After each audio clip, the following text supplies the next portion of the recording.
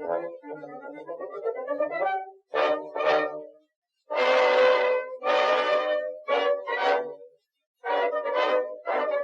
and welcome to the Car Nerd Talks. Today is my birthday edition because it is in fact my birthday. So if you want to wish me a happy birthday, go ahead and hit that like and subscribe button because that would be the best present ever. Anyways, today we're going to be talking about the Saab 9-2, the company's first ever car, and it is an impressive piece of work. But before we do,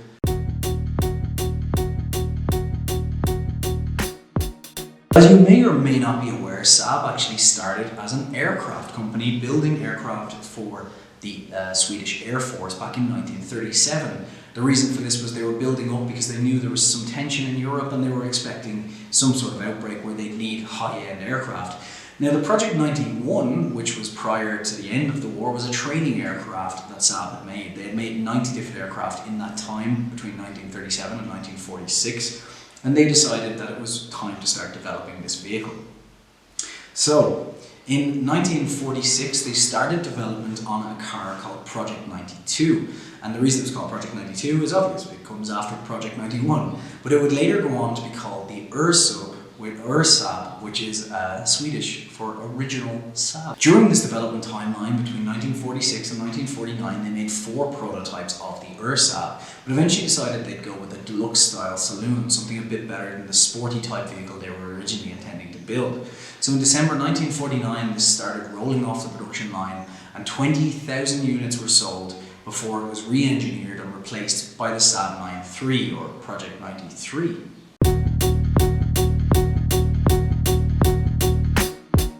Now, given that Saab were quite an unusual car company, having started essentially just by making planes, they liked a lot of light material and they used a pressed steel, but a very light pressed steel.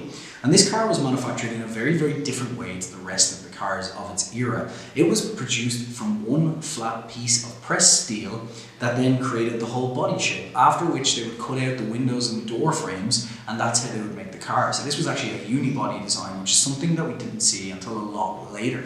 The design of the car was very much grounded in aircraft design. As you can tell, it's a very aerodynamic car. And weirdly in the photos, it doesn't look incredibly aerodynamic, but it is. It had a drag coefficient of just 0.3. And if you don't think that's low, well, the EV1 that GM made, that I talked about here, in 1996, had a drag coefficient of 0.19. And this was a car that was made in the 1940s, so it's pretty incredible in terms of design and a huge feat of engineering.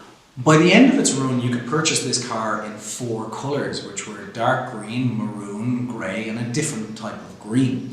The reason it was only, though, originally in dark green, when it came out in 1949 until about 1943, you could only purchase this in dark green. Now, I can't confirm this, but the rumour is that they did this because they had a lot of leftover green paint from the war effort and the Air Force planes, and as such, it just seemed easier to just paint them in the dark green, the same as they had for the planes. It had a very cute look up front. It still looked like something from the 30s, and that's for good reason. This car was intended to compete with the German Opel Kadett. That's what they were trying to hit after, and I think it succeeded in doing that. Now, sales-wise, maybe not, but it did look a hell of a lot better than the Opel Kadett and a lot more modern than the rest of them. The round headlights are cute. The whole thing looks great. I really, really like it. On looks, I'd give it a 5 on my Doug score.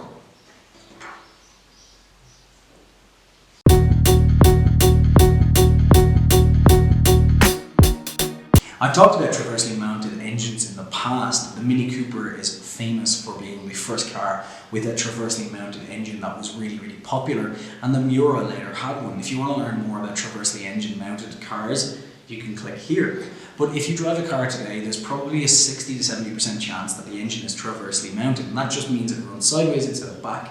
So a front engine, traversely mounted design of an engine now is quite normal, because you can have the car engine running this way and directly running the wheels instead of having it running this way and needing to go to the back and transaxle and all that sort of thing. So it's a lot easier to build and will give a lot more space inside the cabin.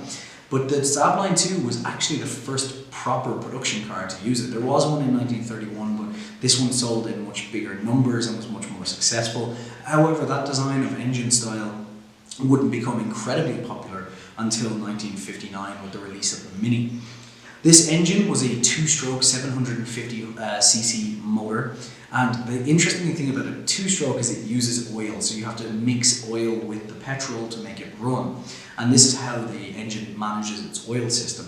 However, in modern two-stroke engines like you'd see on a motorbike, the system can mix the oil itself, so you just need to keep the oil topped up and you're fine. But back in these days, you actually had to mix one part for every, I believe it was 20 of petrol to keep this car running. So you had to pre-mix your own fuel, which is pretty incredible by today's standards, but at the time apparently people didn't mind so much. The car was, as I said, a 750cc and produced 25 brake horsepower, giving it an unbelievable top speed of 65 miles an hour.